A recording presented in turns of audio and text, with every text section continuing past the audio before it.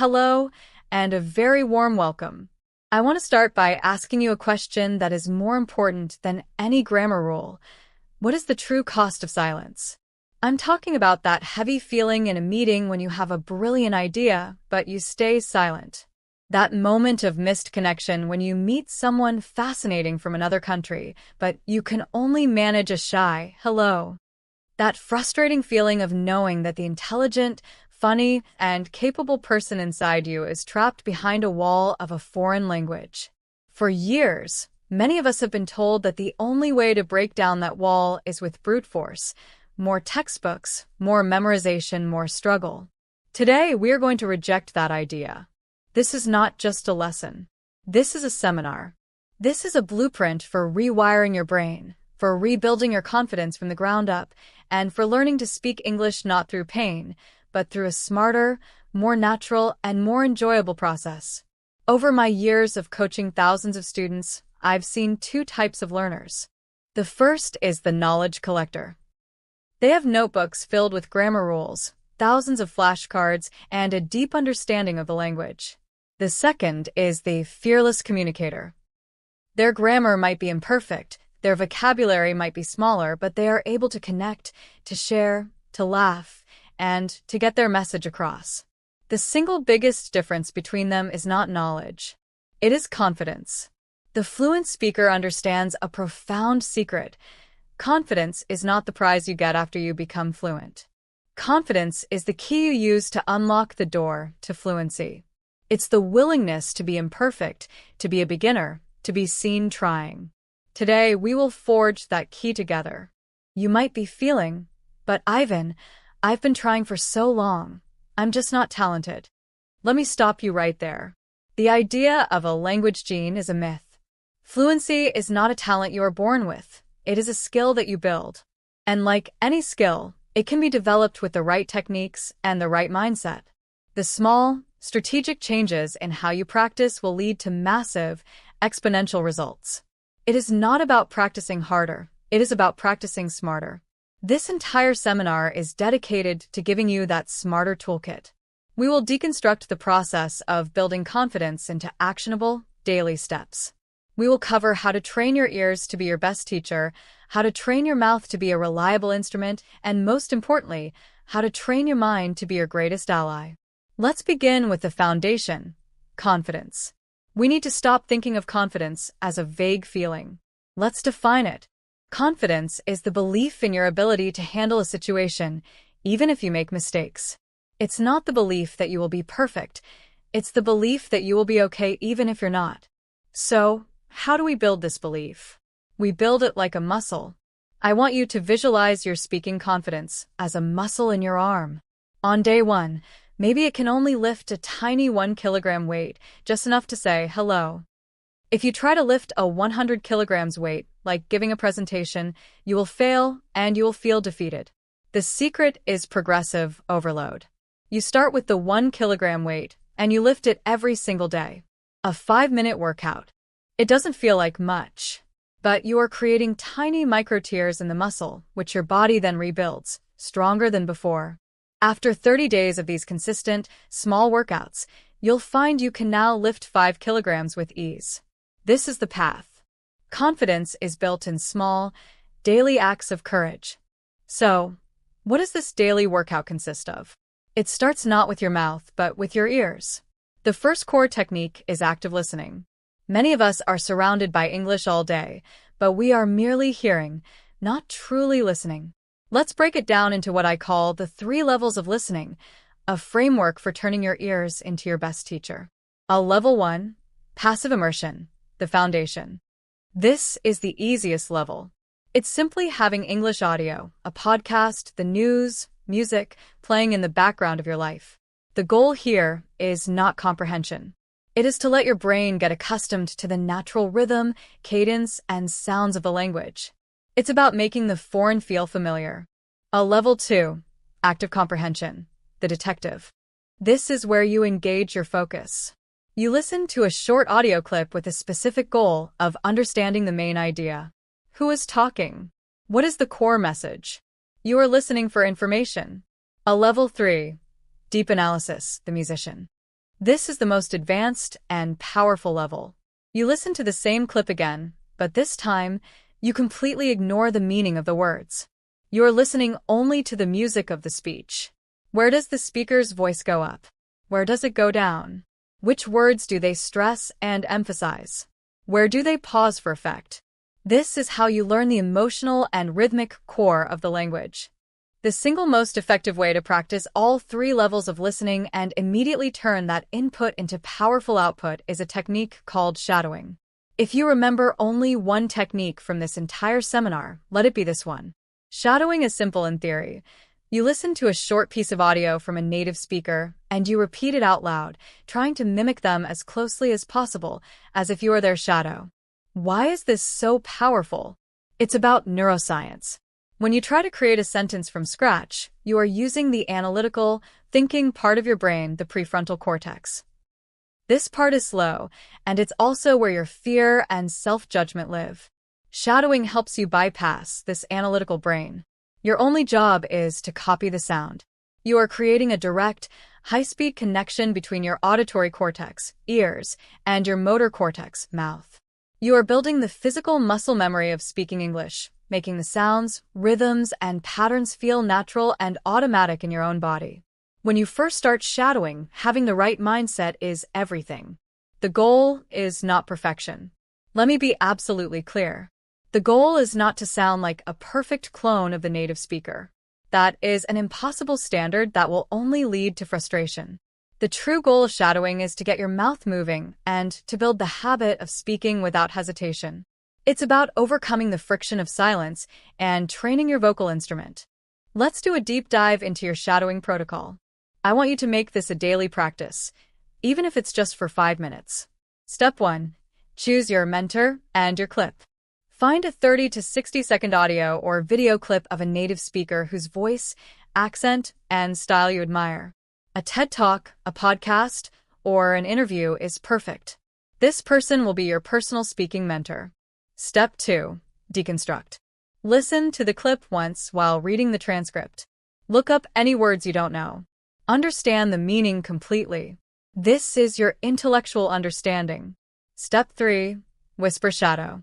Play the clip again, and this time, try to whisper the words along with the speaker at the same time.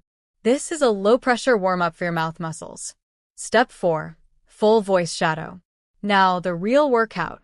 Play the clip again, and this time, say the words out loud with a full, confident voice, still trying to match the speaker's pace and rhythm. Step 5. Record and analyze. Record yourself doing the full voice shadow. Then, listen to the original clip and then immediately to your recording. Your ear will start to notice the small differences. This is your feedback loop for improvement. Our second core technique for your daily workout is intentional repetition. Your brain is a pathway-making machine. Every time you think a thought or say a word, you are strengthening a specific neural pathway, making it easier and faster to access next time. Think of it like walking in deep snow. The first time you walk a path, it's difficult and slow. But if you walk that same path every single day, you will eventually carve a deep, clear trail that you can walk down effortlessly, without even thinking. Repetition in language learning is the act of carving those trails for the most common and useful phrases in English. When you intentionally repeat a powerful phrase like, "Could you please tell me?" or "I was wondering if," dozens of times, you are making that pathway so strong and efficient that the phrase becomes an automatic reflex. You no longer have to think about how to build the sentence. It just flows out of your mouth, naturally and fluently. This is how you build true conversational reflexes. So, how do we practice repetition effectively? It's not just about mindlessly chanting a phrase. It needs to be active, intentional, and contextual. First, combine it with your shadowing. After you finish shadowing a clip, choose 1 or 2 sentences from it that you find particularly useful. Write them down. Then, stand in front of the mirror and say them 10 times. But don't just say them. Say them with different emotions. Say it happily.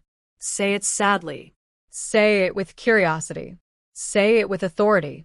This connects the phrase to a feeling, which makes it far more memorable and usable. Second, choose a phrase of the week. Pick one useful conversational chunk, like on the other hand. Your mission for that week is to actively use that phrase as many times as possible in your self-talk and practice sessions. I want to watch a movie tonight, but on the other hand, I should probably study. The more you actively retrieve and use the phrase in different contexts, the more you truly own it. Our next technique is about becoming your own coach and data analyst. I want you to record your own voice. I know. For most people, this is the scariest part. We often cringe when we hear the sound of our own voice. But I want you to reframe that feeling. That recording is not a source of judgment. It is a source of data. It is the most honest, objective, and effective coach you will ever have. Here's your weekly recording protocol. Once a week, choose a short paragraph from a news article or a book. Record yourself reading it. Then put that recording away. Don't even listen to it. A week later, after 7 more days of consistent practice, record yourself reading the same paragraph again. Now listen to last week's recording and then immediately listen to this week's recording. I promise you will hear a difference. Hearing your own progress in your own voice is one of the most powerful and motivating experiences you can have. It provides undeniable proof that your hard work is paying off. Now, all of this practice and training is incredibly effective. But it will only be sustainable over the long term if we follow one crucial guiding principle. You must make it enjoyable. Your brain is chemically wired to seek pleasure and avoid pain. It releases a chemical called dopamine when you do something you enjoy, and that dopamine signal tells your brain, "Hey, that was good. Let's do that again." If your English practice feels like a painful, boring chore, your brain will do everything in its power to find an excuse to avoid it. But if your practice feels like a fun, engaging game, you will look forward to it. Joy is not a distraction from learning. Joy is a requirement for efficient and sustainable learning. The more you enjoy the process, the more you will practice. The more you practice, the faster you will improve. The faster you improve, the more confident you become, and the more joy you find in the process. It's a beautiful, self-perpetuating upward spiral. And it all starts with the conscious decision to make it fun. So how exactly do we inject fun into our practice? One of the best ways is through role-playing. This is where you get to be an actor, and English is your script. This allows you to practice for real-world situations in a completely safe, low-pressure environment. Let's do a more advanced role-play right now. This is a common, challenging situation. Disagreeing politely with someone. I will be your colleague. I'll state my opinion, and I'll leave a pause for you to politely disagree using a phrase like, "I see your point, but I have a different perspective." Or, "I understand where you're coming from, however." Ready? "I think we should cancel the company picnic because the weather forecast looks bad." Pause for 10 seconds. "Okay, that's a fair point. But I still think the risk is too high. We should just cancel it." Pause for 10 seconds. By role-playing these challenging conversations, you're preparing your brain with pre-made scripts, which makes the real situation far less intimidating. Another key to making it fun is to talk about what you genuinely love. You don't have to practice by talking about boring textbook topics like my daily routine. What are your passions? What lights you up? If you love movies, your practice can be a passionate, 1-minute review of the last film you saw. If you love sports, you can practice by narrating the final moments of a recent game. If you love cooking, you can explain a recipe out loud. I want you to try to find your niche. You don't need to be able to talk about everything in the world. If you love gardening, make it your mission to become the world's most passionate English-speaking expert on roses. If you love vintage cars, learn all the English vocabulary for engine parts. When you own a specific niche, you build a deep sense of mastery and confidence that will spill over into all other areas of your speaking. To keep things fresh and exciting, you should also constantly change your practice environment. Your brain links learning to the context and environment in which it happens. This is a concept called state-dependent memory. If you only ever practice English sitting at your desk, your brain can start to associate your English skills only with that desk. So, take your practice on the road. Do your self-talk exercise while you're going for a walk in the park. Do your shadowing exercise with headphones while you're on the bus. Go to a cafe, order your coffee in English, and then sit and do your journaling. By practicing in different environments, you are teaching your brain that English is a flexible, adaptable tool for all situations in the real world. And through all of this, you must celebrate your progress. At the end of every week, take 2 minutes to write down your weekly wins. It's a non-negotiable meeting with yourself to acknowledge your hard work. Now, even with all this excellent practice, there will be moments in a real conversation when you experience a speaking block. This is that terrifying feeling when your mind goes completely blank, often in the middle of a sentence. It happens to every single learner, and it can be a major source of anxiety. The key is not to avoid it, but to have a strategy for when it happens. I want to give you your speaking block first aid kit. It contains 3 essential tools. Tool number 1, the paraphrase tool. If you forget a specific word, don't stop. Describe the word. If you forget the word architect, you can say, I spoke with the person who designs buildings. The goal is communication, not perfect vocabulary. Tool number 2, the question tool. Turn your statement into a question to buy yourself a moment to think. Instead of panicking, you can say, so, I need to find the, what is that word in English, the place where you catch a train? Tool number 3, the confident pause tool. It is perfectly okay to pause. Just do it with confidence. You can take a breath, smile, and say, sorry, let me think for a moment. A calm, confident pause is always better than a panicked, rambling sentence filled with ums and uhs. The number 1 training method for preventing speaking blocks when you are alone is self-talk. This is your 24/7 on-demand, private speaking coach. I want you to make it a conscious, deliberate habit to narrate your life in English, either in your head or, even better, out loud when you're alone. To make this even more effective, you can use thematic self-talk. Instead of just random narration, give yourself a theme for the week. This week, the theme of my self-talk is the past. I will only talk to myself about my memories, my childhood, and what I did yesterday. Next week, the theme is the future. I will only talk to myself about my goals, my plans for the weekend, and my dreams. The week after, the theme is opinions. I will practice expressing my opinion on the news, on a movie, on the weather. This structured approach ensures you are practicing a wide range of vocabulary and sentence structures. What if you're in the middle of your self-talk and you still feel stuck and uninspired? This is where you use your core techniques as a rescue tool. If you feel like your speaking is slow and clumsy, stop trying to create your own sentences. Instead, do 5 minutes of shadowing. Shadowing is your reset button. It gets you out of your own head and reminds your brain and your mouth what fluent, natural conversation feels and sounds like. Think of it as a singer doing vocal scales before a big performance. It's a warm-up that prepares you to perform at your best. You can also use role-playing to specifically prepare for high-stakes, challenging situations that you know are coming up. If you have a big presentation at work next week, don't just prepare your slides. You need to do a full dress rehearsal. Stand up in your living room and give the entire presentation to an empty room, out loud. Then, anticipate the most difficult questions the audience might ask you and practice answering them. Walk through your worst-case scenarios in a safe environment.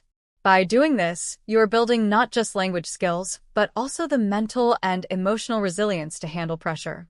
Ultimately, all of this practice is designed to prepare you for the real world. You must eventually take your skills out of the lab and into the street. But you can do this in small, manageable steps. I want to give you a 5-day fear challenge. Day 1. Your mission is to say hello and thank you in English to a shopkeeper or a barista. That's it. Day 2. Your mission is to ask a stranger for the time in English. Day 3. Your mission is to give a stranger a simple, genuine compliment in English.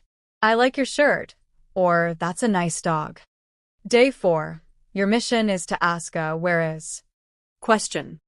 Excuse me, where is the nearest bus stop? Day 5. Your mission is to have a 1-minute small talk conversation, maybe about the weather. This structured, progressive plan makes the fear manageable and builds real-world confidence, step by step. As we finish our workshop today, I want to leave you with this. The journey to fluency is a marathon, not a sprint. The techniques we've discussed, active listening, shadowing, repetition, role-playing, are your training plan. Your confidence is the muscle you are building, and joy is the fuel that will keep you going. So please, commit to this process. Practice every day. Have fun with it. Find a speaking partner. And be relentlessly kind to yourself along the way. Your voice deserves to be heard, and the world is waiting to hear what you have to say. Thank you for dedicating this time to yourself and your future. The journey starts not tomorrow, but with the very next word you speak out loud. Let that word be in English.